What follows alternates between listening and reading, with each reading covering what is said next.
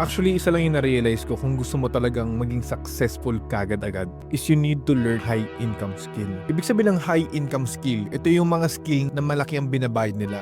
Ano ba yung mga skill or yung mga service na binabayaran na malalaki? Ang pagiging abogado, mga surgeon, high income skill din yun. Para na may mga katulad natin na gusto natin kumita ng ganong kalalaki na hindi natin kailangan na mag-aral ng 4 to 10 years para lang makuha yung skill na yon at kumita ng ganong kalaki. The good news is, all are online. Learn a high income skill na kailangan digitally. Yun ang keyword, digitally. Sales, copywriting, video editing, website design, website development, graphic design. Lahat ng mga yan is high income skill. Kailangan nyo matutunan yung mga ganong mga bagay.